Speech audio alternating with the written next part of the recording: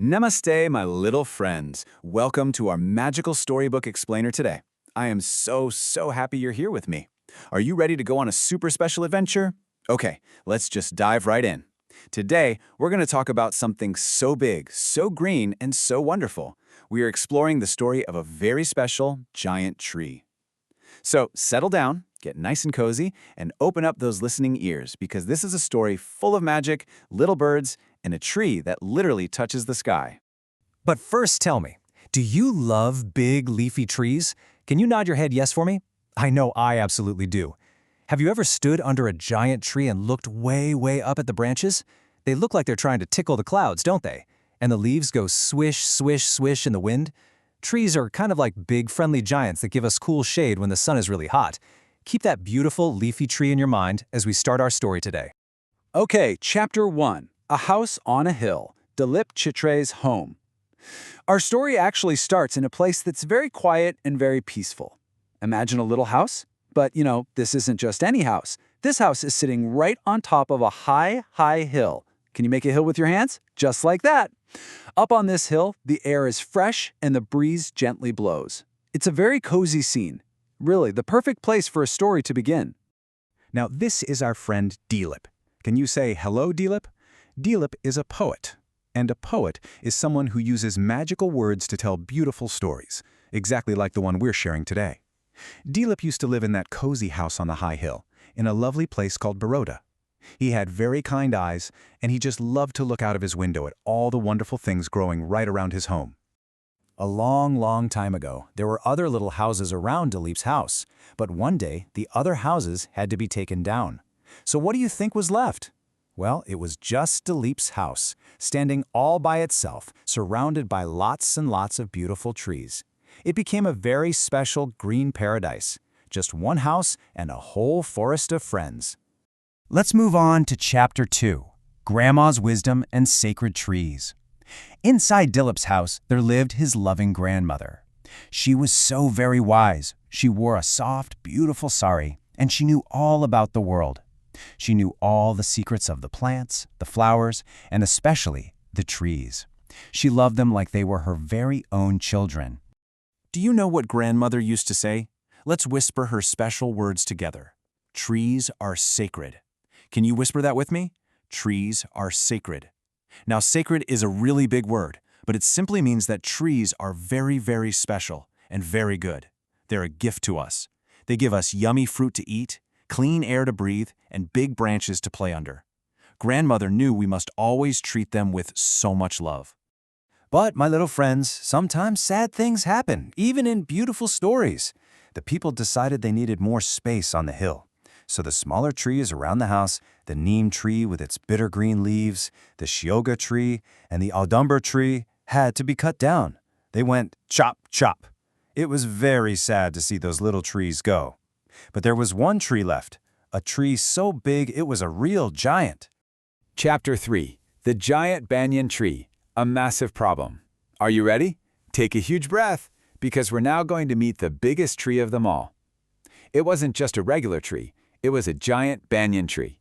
Have you ever seen a banyan tree? Oh, they are completely magical.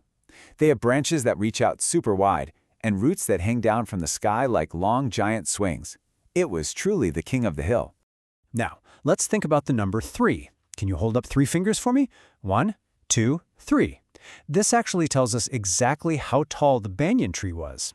The giant tree was 3 times as tall as Dilip's entire house. Imagine your house, right? And then put another house on top of it and another house on top of that. That is exactly how high this massive tree reached into the bright blue sky. And we have another big number right here, a 5 and a 0. That makes 50. The tree trunk, the big wooden part at the very bottom, was 50 feet around. Try to stretch your arms out as wide as they can go. Stretch, stretch, stretch. Even with your arms wide open, there is no way you could hug this tree. It would take a whole classroom of children holding hands in a big circle just to give this giant tree one big hug. And oh my goodness, here's an even bigger number. A 2, a 0, and another 0. 200! Let me tell you a little secret about trees. Inside their trunks, they have these hidden rings that tell us exactly how old they are. When they looked inside this giant banyan tree, they found rings showing it was 200 years old. Wow. That is older than your mommy, older than your daddy, and even older than your grandma and grandpa. It had been standing on that exact hill for a very, very long time. Chapter 4. The Slaughter and Animals Leave. Now, the story gets a little bit quiet and a little bit soft here.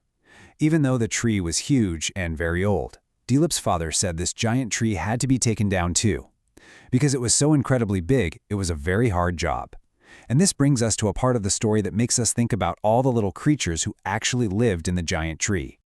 You know, taking down a tree this big took so much work. 50 strong men came with big axes. On day 1, they started at the branches. Chop, chop. Day 2, chop, chop. All the way to day 4 when, whoosh, the big branches started falling. It took them 7 whole days of working. Chop, chop, chop, whoosh. By day 7, all those beautiful branches were just a huge heap on the very ground. But wait, what happened to the animals? A giant tree is a home, you know. Where did all the birds go?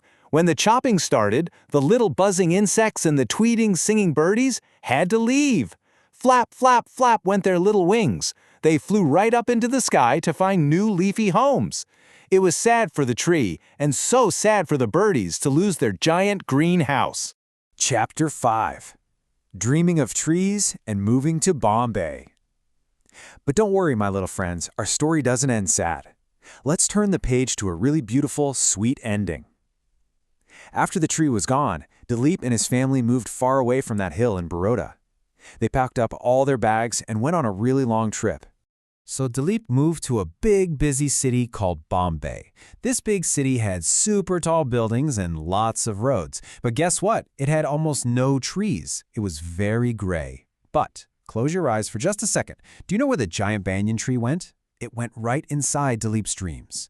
Even though he lived in a city with no trees, when he went to sleep, his dreams were completely full of trees.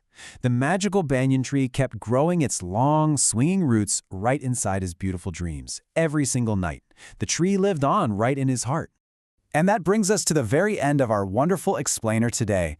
The giant tree reminds us to love nature, to give trees big hugs whenever we can, and to remember that beautiful things stay with us in our hearts and minds forever.